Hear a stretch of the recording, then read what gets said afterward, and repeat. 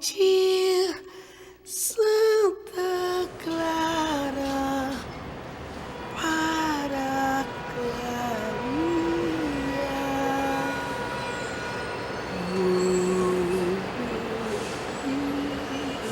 Natália, a gente queria fazer umas perguntas para você. Você pode explicar para a gente o que é o DDH? Então, o Instituto de Defensores de Direitos Humanos, o DDH, ele é uma organização não governamental. Ele tem 10 anos e ele atua principalmente com reparação para familiares em relação à violência policial e combate ao superencarceramento, principalmente provisório, e condições do sistema penitenciário. Tá, e o que o DDH faz? Qual é o principal foco do DDH? O DDH ele é composto prioritariamente por advogados, então a gente atua na defesa de presos provisórios, que são os presos que ainda não foram julgados, e participa do Comitê Estadual de Prevenção e Combate à Tortura, que é um órgão que é composto pela sociedade civil, membros de Estado e categorias de classe, que serve para monitorar o sistema carcerário e pensar políticas públicas. A gente também faz parte da Frente Estadual de Desencarceramento, que trata também de pensar melhorias para o sistema carcerário, e também em reparação de vítimas, seja integridade física, na violação à integridade física ou direito à vida, em operações policiais, mas também defende manifestantes e defensores de direitos humanos que sofrem criminalização. Entendi. Quais casos se aplicam à função do DDH? Tem algum exemplo que você possa dar recente para a gente, ou mais famoso? Sim, por exemplo, o caso do Rafael Braga Vieira, que ele era uma pessoa negra, pobre, que morava em uma favela, estava no centro durante o protesto de 20 de junho, foi arbitrariamente criminalizado uma primeira vez em 2013, no dia 20 de junho, por ter uma garrafa de pinho-sol. Ele entrou com um porte de explosivo.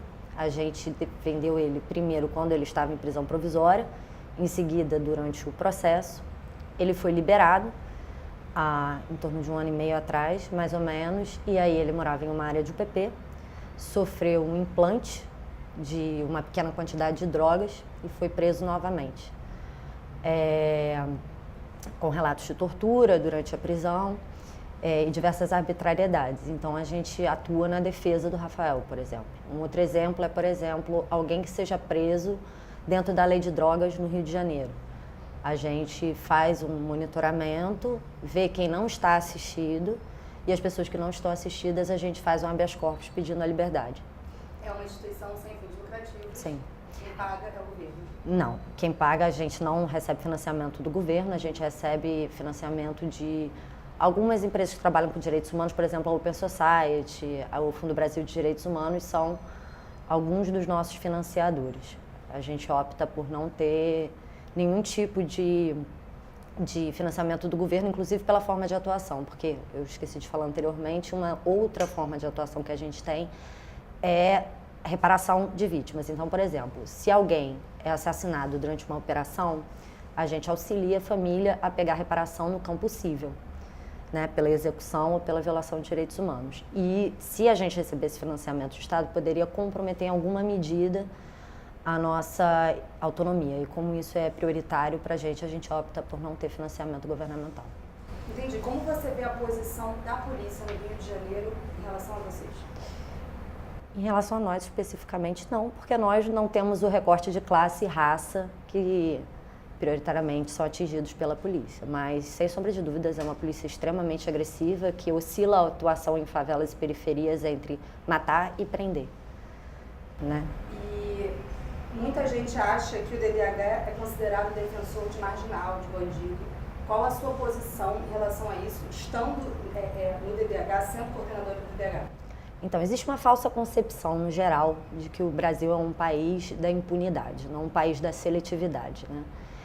Por seletividade determinadas condutas e determinados grupos são os únicos que são criminalizados pela justiça criminal no país. E a gente é um país com superencarceramento, a gente saiu os dados do Infopem sexta-feira, são 724 mil presos, nós somos o terceiro país com maior taxa de encarceramento, desses 40% nem sequer foram julgados. mulheres, por exemplo, 62% das mulheres são presas por baixíssimas quantidades de droga, né?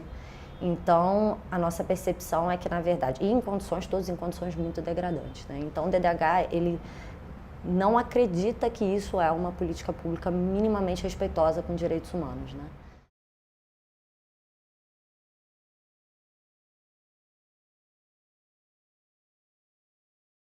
O que a gente faz é garantir que as pessoas tenham acesso a tudo que está garantido nas declarações de direitos humanos e na Constituição Federal, dentre eles o acesso ao devido processo legal, a uma defesa adequada.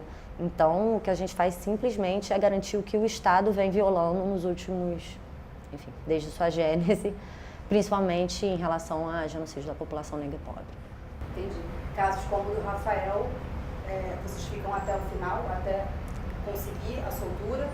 Como ele está hoje? Ele está preso? O caso do Rafael, em especial, é um caso que a gente entrou no mérito. Que tem uma diferença, né? Existe uma parte que são os habeas corpus, que é quando a gente só pede para liberar provisoriamente, isso a gente não atua no mérito. No Rafael, em especial, a gente atua no mérito. Hoje o Rafael ele contraiu tuberculose dentro do sistema carcerário e recentemente saiu uma decisão que, pelo menos até o fim do tratamento de tuberculose dele, porque um presídio não tem a menor condição de garantir a integridade física ou direito à vida com uma pessoa com tuberculose, ele esteja em prisão domiciliar, né? Então não é liberdade, é só não cumprir dentro de uma unidade prisional.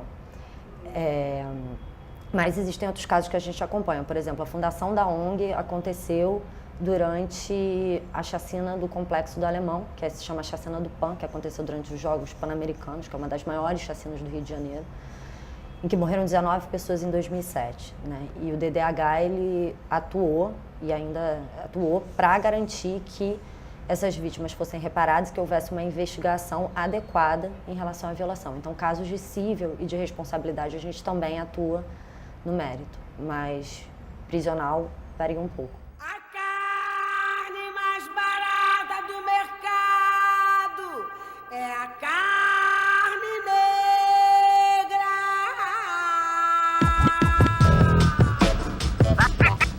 Tá ligado que não é fácil, né, mano? É, mano. Se liga aí.